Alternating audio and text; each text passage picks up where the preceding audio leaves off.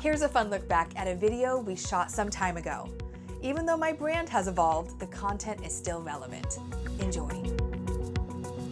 Hi, I'm Carrie Murphy, and welcome back to Inspired Living TV. Imagine how different the world would be if it was just a little bit more compassionate. Better yet, if each and every one of us just did a random act of compassion each and every day, the world would be such a different place. Well, today I am very excited to sit down with my friend Shane Jeremy James, who is one of the world top personal development and business development coaches and mentors, who is on a mission of doing just that, bringing acts of compassion to not just where we are today, but throughout the globe. And today he's going to be sharing some of his top tips and strategies with you. So Shane, thank you so much for coming all the way from Canada to sit with me today and share kind of your story and what you're so passionate about making happen in the world. Yeah. You're known as one of the top leaders in personal and business development. So before we talk about your global movement that you're working on, I want our lovely audience to hear a little bit more about you and your background, because you really are a serial entrepreneur. Like, it's in your blood. So tell us how it all started for you. What was your first business? From when I was really young? Yeah. Like tiny young? The first one was probably the hockey cards one. And hockey cards was, I would go to the local store, made a deal with the local store owner, buy the boxes, and then I would open up all the cards in the boxes and I would sell each card to each kid. You know, I grew up in Canada, so with hockey, you can sell the cards. Right.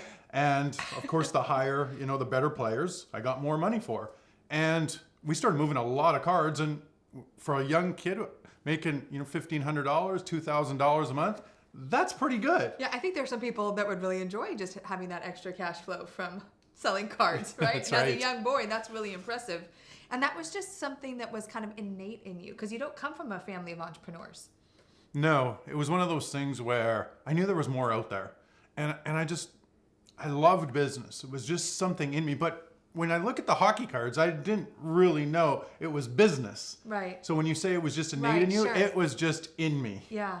Yeah. And so that has obviously taken you to where you are today, where you have multiple businesses, you've created multiple of millions of dollars, and you're really doing something that you care a lot about. Yeah. Tell us a little bit about that.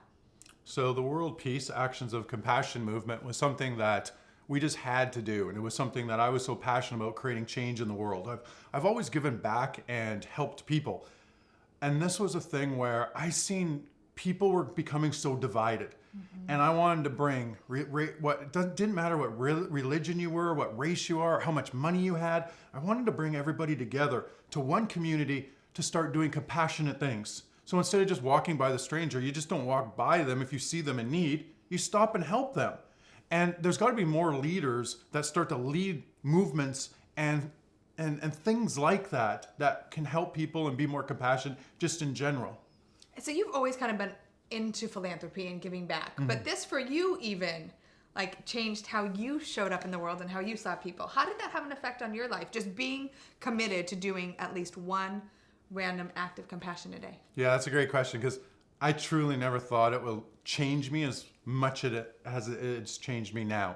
And the reason is because I thought, well, I'm already a compassionate guy, so I'm just going to do it and I'll roll with it and it'll be just fine and dandy. So then as I started doing it and actually thinking about doing a compassionate thing every day, things started to happen. A great story was I was in my office one night. We got there at 5:30 a.m. We worked till the next night at midnight. And, I just love it, by the way. Right. And that's how you become successful, by the way, it's work ethic. Right. And so anyways, back to the story. And so I left the office. I was so tired. I was honestly, when I was in the elevator, I just about fell asleep in the elevator. True story. Yeah. And I got out of the elevator. I was walking down the street. A homeless person came over and he said to me, I don't want money. I just want food. I have not eaten for 4 days. Wow. I completely believed him. I could tell he was sincere. Right. At that point, I had a choice.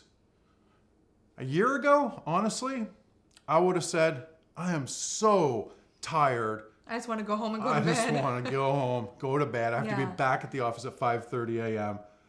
Come back maybe tomorrow or something, I'll get you tomorrow. Right. And I knew at that point I had changed from creating this movement, because at that point I said to myself, I have a beautiful office even to sit in. Yeah. This man would do anything to be in that office. So it is my duty to take this gentleman that's less fortunate than me and go eat with him and not just give him money. Right. Sit down and find out his story. Yeah. Find out what happened and how he got there, his struggles, and have a meal with him. And that's when I knew that I really changed. And that's what we got to do in the whole world. We've got to understand that compassion is just not handing out money. Compassion is about really taking the time for people and starting to get that compassion into our souls, where it becomes an everyday thing. We live it, we breathe it. We don't have to think about it. We shouldn't have to think about it. We shouldn't. And there's so many people out there that need compassion, right? And yet we're all so busy. We're busy and we're being pulled so many different directions. And Shane, people could easily say, gosh, that sounds like such a great idea. It sounds so nice, but I don't have time to go take someone to dinner or, to go out of my way to do something like that. What would you say? What would you say to them? It's not just doing things like that. It's anything. So for example, in our movement, there's been days and there's people that have joined our movement from all over the world. And I got tons of stories now. And one might be, I gave a stranger a compliment today. Yeah. That's an act of compassion. So here's an example. One day I just pick one day and I go, I'm going to give 15 strangers compliments. That doesn't take a lot of hard work now. No, it doesn't. And when sometimes people push against me, against our movement, and they say, well, one act per day, that's like hard. I'm like, so you can't give somebody a compliment? Come on now. Which is so funny, Shane, because I do that all the time. And it was one of the things my grandmother growing up, when I was around her at the supermarket, no matter what the person looked like, she would make sure that she said something nice. Like, I love your earrings, honey, or I love what you're wearing. And I do that everywhere I go. And it's just amazing how something so simple, like a compliment, can just put the biggest smile on someone's face. So it doesn't have to be go spend hours with a homeless person and take them to dinner. It can be so simple as to even taking care of your environment when you're going for a run and you see something, on the sidewalk, picking it up and throwing it away, right? I mean, it doesn't have to be that physical stuff, or can it be anything? It can be anything. Anything that can make the world better. And the whole movement's called World Peace Actions of Compassion, to create a better world. And so I have so many different types of stories that have come in from somebody held the door for 30 people in one day. Yeah. Held the door. Yeah. That's compassionate. Right. And so when I actually seen that, then so I started to do it more. Yeah. And people really feel like, wow, like, thank you. They do, because they're not used to it, which is crazy when you think about it. When you think about what's happened in our society, when people actually have to go, wow, someone held the door for me. Yeah. That should just be in our DNA. So true. Or someone paid me a compliment today. Or someone 100%. Went out of the way and did something nice for me. The fact that we're in a place right now in the world where that is not the norm is kind of scary, right? And Inspired Living, we're all about inspiring lives, but we're also about empowering entrepreneurs. And Shane, I definitely want to tell people more about how they can get connected to this message. But from what you've created, and you've created a lot of wealth and success, what are some of what are the 3 main tips that you would share with someone that has really helped catapult you into this place of success and just inner well-being, right? Because success is one of those words that is nebulous and it's so different to everyone. But for you, what has helped you reach where you are today? I think for sure there's 3 things that are fairly easy on that. The one is definitely belief. And you always hear it. People say you got to believe, but I'm telling you, you truly got to believe. Right. And how do they do that if they don't believe?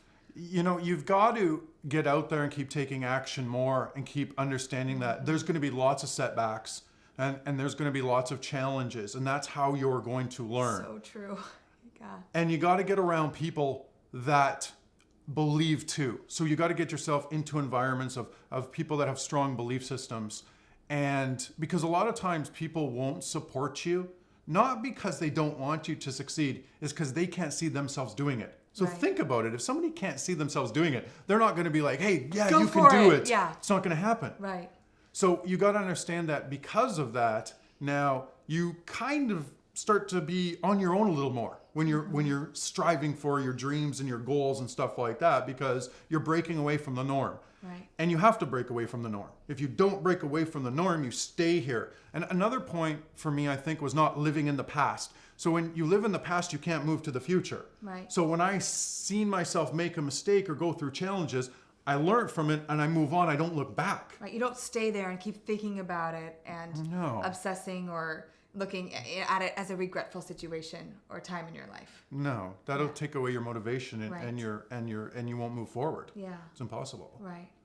And you have had some challenges in your past. I mean, it's not like you woke up one day out of the room and you showed up in this beautiful suit and was like, here I am, I'm going to be successful. And that's the thing, is that we all go through challenges. And like you said, you have to have the belief, but more importantly, or just as important actually, you have to find other people who will support you in that belief. Mm-hmm. And so sometimes it is really uncomfortable because people have to break away from friends or negative family members or things like that so they can surround themselves with those positive people. So you're a ferocious reader. Like, you've read over 700 books. I thought I was a good reader, but how has that impacted your success, your business, your overall life?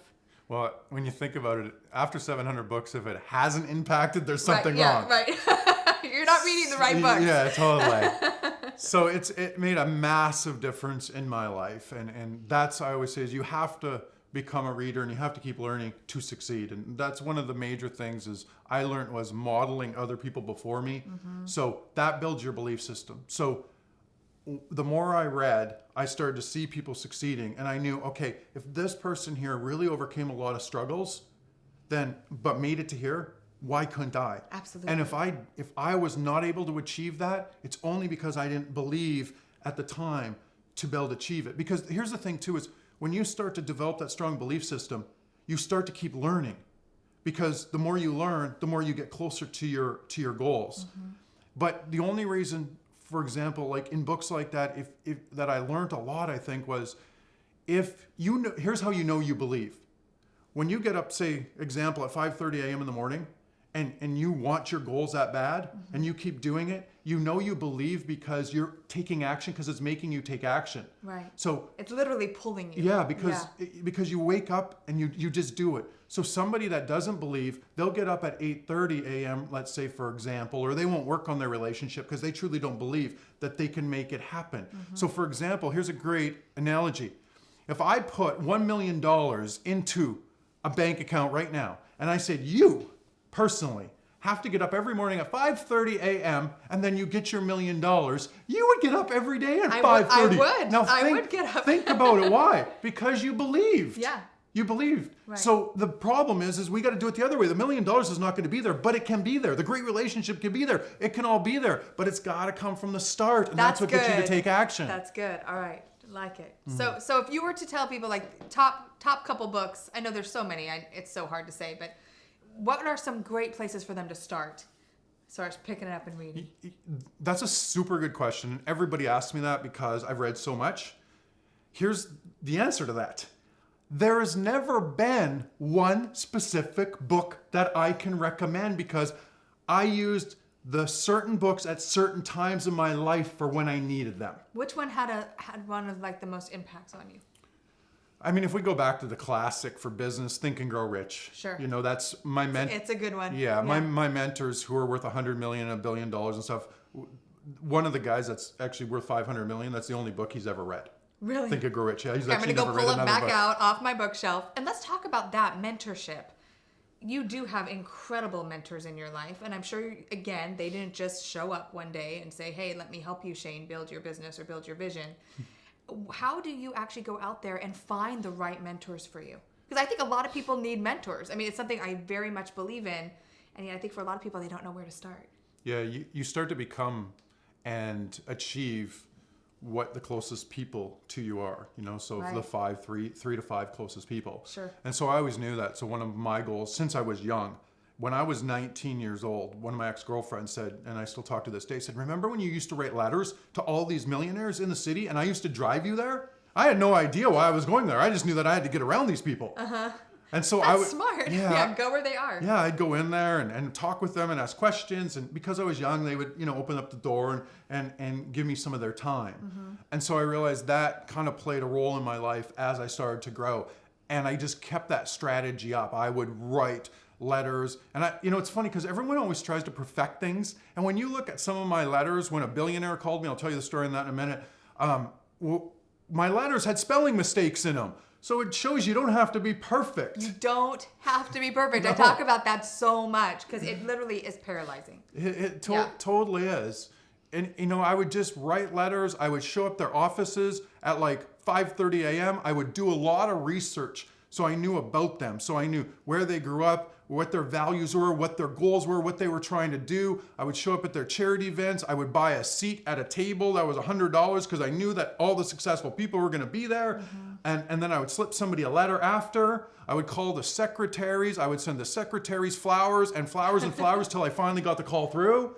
So persistence. 100%. You just Yeah. got to make it happen. When Yeah. you want it that bad, you've just got to make it happen. It's simple as that.